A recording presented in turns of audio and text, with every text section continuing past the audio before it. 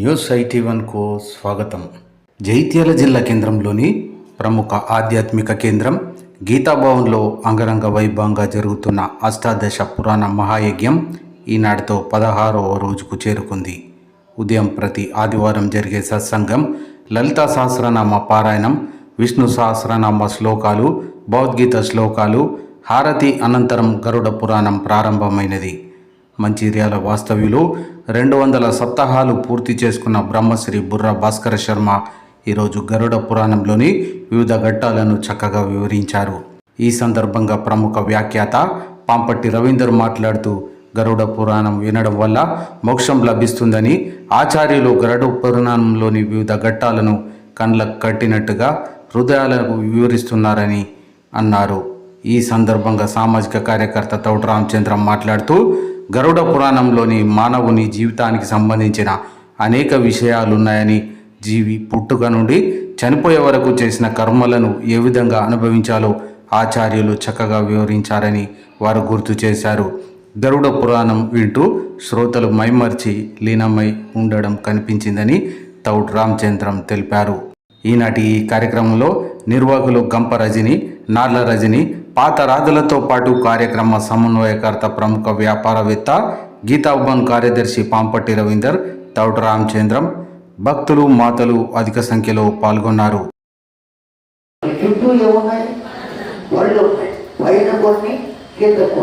ఎన్ని పళ్ళు అనే లెక్క వద్దు మనకి, ఇప్పుడు లెక్క పెట్టుకోమాకండి. అర్థమైందండి? ఆ పళ్ళన్నీ ఒకసారి ఈ లోపల ఉన్న నాలుకతో మాట్లాడినాయి. ఏమి మాట్లాడినాయి? పళ్ళు. ఏమని మాట్లాడినాయో తెలుసిన? పళ్ళు మొత్తం ఒక నాలుక. నేనేదో గొప్పదాన్ని అనుకుని, నేనే మాట్లాడుతున్నాను అనుకుని నీ ఇష్టం వచ్చినట్టు లోపల తిరుగుతున్నావు. మాకు కనుక కోపం వచ్చిందా, ఆ పైన ఉన్న వాటికి కింద ఉన్న మాకు మధ్యలో నిన్ను పెట్టి ఒక్కసారి నొక్కితే సొగం తెగి కింద పడతావు. ఏమనుకుంటున్నావో అన్నాయండి. విన్నారా? ఇప్పుడు నాలుగు మాట్లాడింది. ఏమని? వాళ్ళ చుట్టూ బయట ఉండేవాళ్ళు సెక్యూరిటీ వాళ్ళు, లోపల ఉండేది యజమాని. యజమానిని సెక్యూరిటీ వారంతా ఎలా చూసుకోవాలి? కంటికి రెప్పలా చూసుకోవాలి, జాగ్రత్తగా చూసుకోవాలి. అలా కాక మధ్యలో పెట్టి నొప్పుతాం, కూరుకుంటాం, సొగం తెగి కింద పడతాం. ఇట్లా మాట్లాడితే నేను ఒక్క తప్పుడు మాట మాట్లాడానా మీ పునాదులు మొత్తం కదిలిపోతాయి. ఎవరి పునాదులు కదులుతాయి? మాట్లాడేది ఎవరు? ఉండేదేమిటి? అది లెక్క. కనుక మనం ఎంత పొదుపుగా వాడుకోవాలి, ఏ విధంగా ఆలోచించాలి, ఎలా ఉండాలి, ప్రతి చిన్న మాటకు. ఈ అవయవాలన్నీ పవిత్రమైనవి. నేనేదో గొప్పదాన్ని, నువ్వు తక్కువ అని అనడానికి తెలిసిందండి. ఈ చెయ్యితో మాట్లాడిందిట. కుడి చెయ్యి ఏమందో తెలుసునా? నేనే గొప్పదాన్ని అన్నదిట. ఎడమ చెయ్యి అన్నదిట, ధనస్సు పట్టుకునేది నేను. అసలు పట్టుకోవడానికి నేను లేకపోతే రాముడు ఎట్లా యుద్ధం చేసేవాడు? ఏ రాజైనా ఎట్లా యుద్ధం చేస్తాడు? కనుక ముందేనే ఉన్నా, నువ్వు వెనకుంటావు అని చెప్పిందిట. నేను వెనక్కి ఎందుకు వెళుతున్నానో తెలుసునా? వాడి చెవి దగ్గరకు వెళ్ళి ఆ చెవిలో ఎవరిని కొట్టాలో, గురి ఎలా చూడాలో నేను చెబితేనే కొడుతున్నాడు అని చెప్పిందట. ఈ గుడి చెయ్యి తెలిసిందండి. ఇందులో ఏ చెయ్యి గొప్ప, ఏ చెయ్యి గొప్ప కాదు, రెండు ఉండవలసిందే. కనుక శరీరంలో ఉండే అవయవాలు అన్నీ పవిత్రమైనవే, కానీ ఇందులో అపవిత్రమైనవి, పనికిరానిది ఒక్క అవయవము కూడా లేదు. ఆ మనిషికి ఇవన్నీ ఉండవలెను. కనుకనే నేను ఆ మనిషికి అవన్నీ ఇచ్చాను. నా చేత ఇవ్వబడినవన్నీ పవిత్రమైనవే, ఇందులో అపవిత్రమైనవి. అయితే ఈ అవయవాలన్నిటినీ నడిపే వ్యవస్థ ఒకటి ఉన్నది. ఆ వ్యవస్థనే నాడీ మండలము అని అంటారు. ఆ వ్యవస్థను ఏమంటారండి? నాడీ మండలం. ఇవన్నీ విష్ణుమూర్తి చెబుతున్నాడండి గరుడునితో. ఆ నాడీ మండలమునకు ఆధారము ఎక్కడ ఉన్నది? ఎక్కడో చోట ప్రారంభించాలి కదా. చెట్టు ఉన్నది. ఆ చెట్టు ఎక్కడి నుంచి వస్తున్నది? భూమిలో నుంచి వస్తున్నది. అవునా కాదా? ఆ భూమిలో ఏమున్నాయి? ఆ చెట్టుకు సంబంధించినవి వేళ్ళు ఉన్నాయి. ఆ వేళ్లకు పిల్ల వేళ్ళు ఉన్నాయి.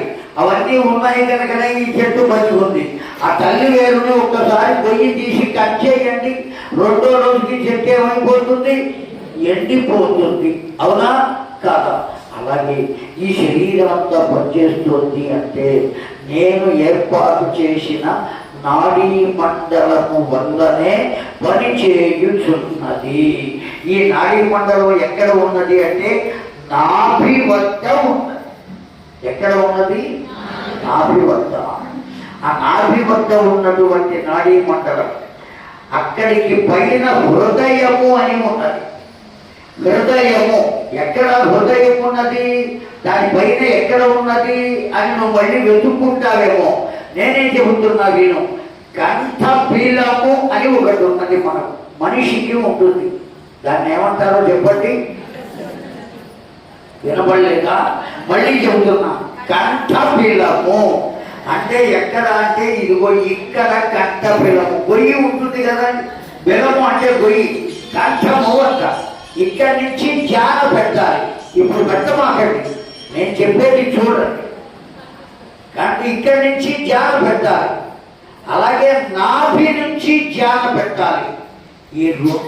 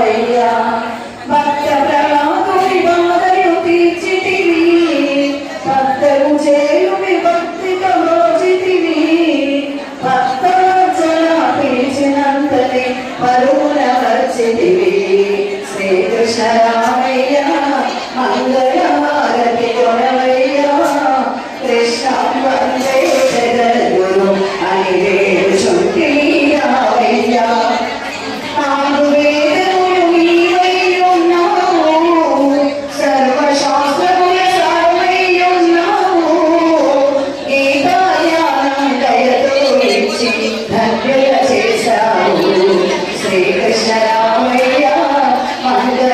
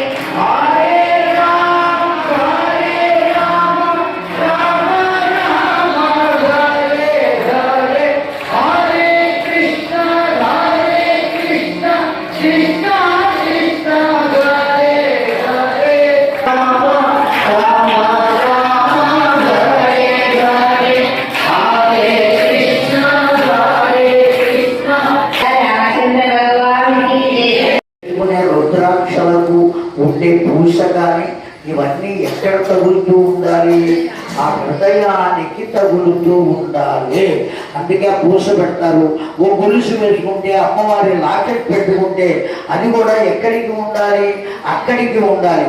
బయట వాళ్ళకి ఎవరికి కనపడటం లేదు, పైకి పెట్టుకుందాం, బంగారపడి కదా, అందరూ చూడాలి కదా. అది తెలిసిందా అండి? అక్కడ దాకా మంగళసూత్రములు కూడా అక్కడే తగులుతూ ఉండాలి, ఆ హృదయానికి తగులుతూ ఉండాలి. తెలిసిన మంగళసూత్రాలు ఏమిటి చెప్పండి? ఎందుకు మంగళసూత్రాలు వేస్తే సరిపోతా? ఒక సూత్రము భర్త, ఒక సూత్రము భార్య, దాని మధ్య ఉన్న పూసలు వారి సంతానము. ఆ పూసలు ఎవరండి? వాళ్ళ సంతానం. మొత్తం అంతా దాన్ని భరించేది ఎవరయ్యా అంటే భార్యయే. ఇల్లు చక్కదిద్దుతుంది కనుక ఈ మొత్తం మెడలో వేసుకుని తిరుగుతుంది ఆవిడ భర్తని, తనను తన సంతానాన్ని మొత్తం నిర్వహణ చేస్తుంది. సాక్షాత్తు అమ్మవారితో సమానం. తెలిసిందని మంగళసూత్రానికి అర్థం అది. ఊరికే బంగారం ఉంది కదా అని ఎంత పిల్లలు వేసుకోవడం కాదు. దాని వెనుక ఉన్న భావం ప్రతి చిన్న విషయానికి మన భారతీయ సనాతన ధర్మము గొప్ప అర్థాన్ని చెప్పింది, ఒక భావం చెప్పింది. ఈ దేశంలో పుట్టినందుకు మనం దేశం వెళ్ళిపెట్టాలి. ఇంకో దేశం చోటు చూసుకుని చిన్న గుడిస వేసుకుందామని అనుకున్నా. ఎందుకో తెలుసునా అండి? 9 అయ్యేటప్పటికీ ఈ ఊరు మొత్తం దేశాన్ని గురించి చెప్పే మైకులు ఉన్నాయండి.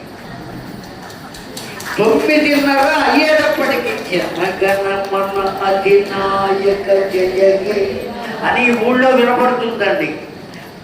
కొంతమందిని నేను చూశానా? ఎలా చూశానంటే వెంటనే జనగణమన అని మొదలు పెట్టేటప్పటికి కదలకుండా నుంచుంటున్నారండి. రోడ్డు మీద వెళ్ళేవాళ్ళు కూడా హ్యాట్స్ ఆఫ్, ఈ ఊరికే నమస్కారం చేస్తున్నాను.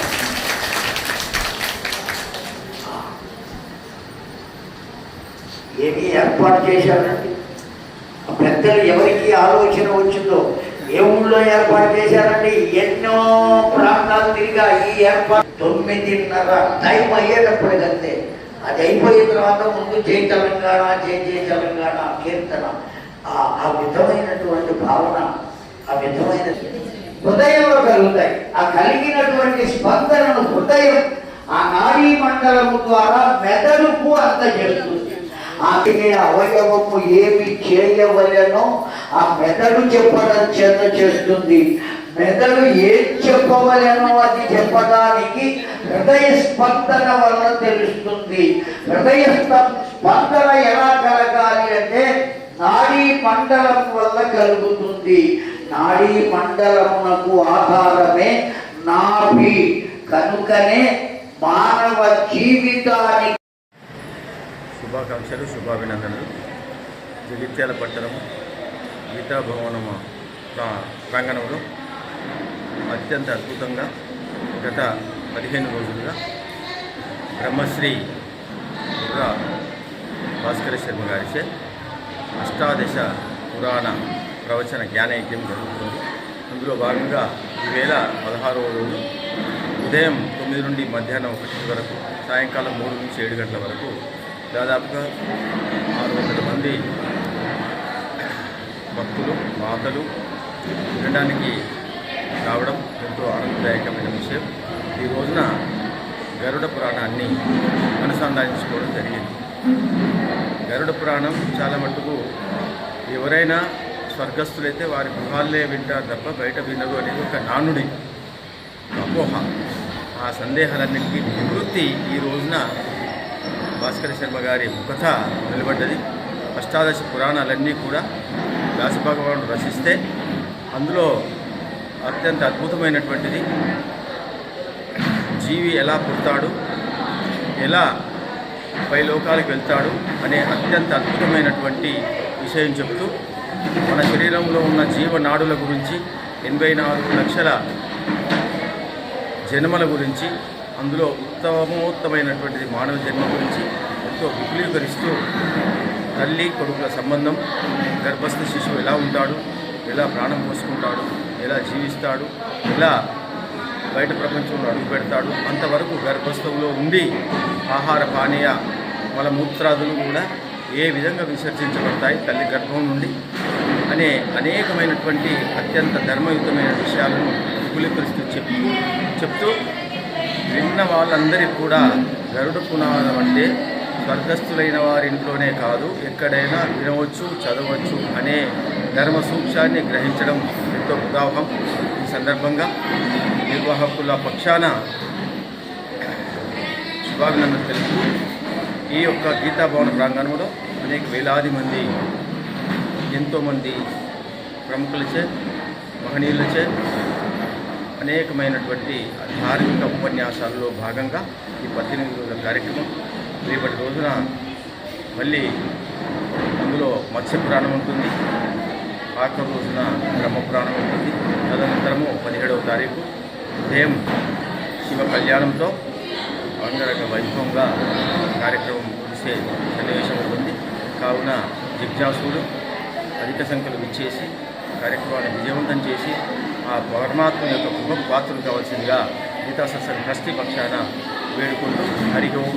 శ్రీమన్నారాయణ శ్రీమద్ అష్టాదశ పురాణాల కార్యక్రమాన్ని గీతాభవన్లో గత 16 రోజులుగా అంగరంగ వైభవంగా మంచిర్యాలకు చెందిన బుర్రా భాస్కర శర్మ గారు ఎంతో వైభవంగా చెప్తున్నారు.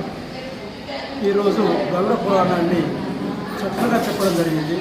మానవ జీవనంలోని ఎన్నో విశేషాలను ఈరోజు వివరించడం జరిగింది.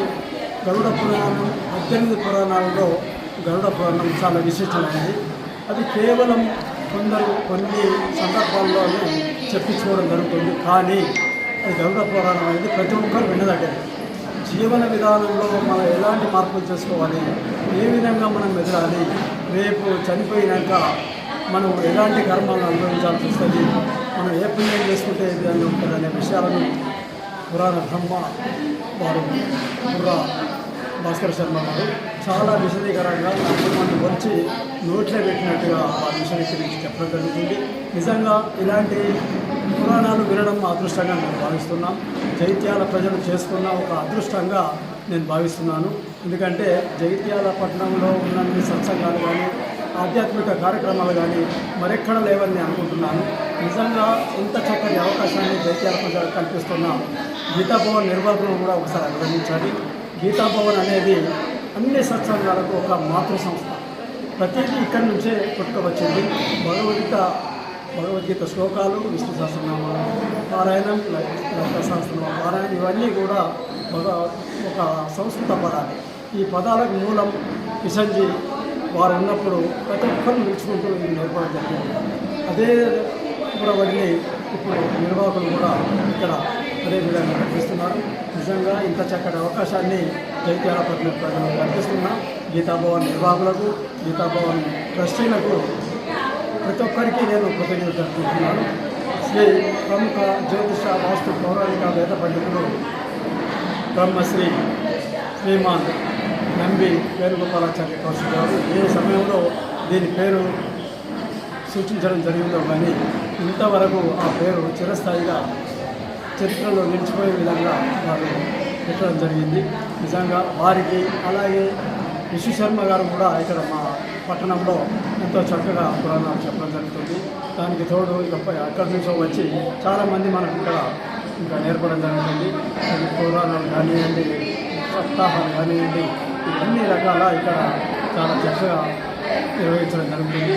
వారందరికీ కృతజ్ఞతలు చెప్తూ ఈ అవకాశం ఇచ్చారు.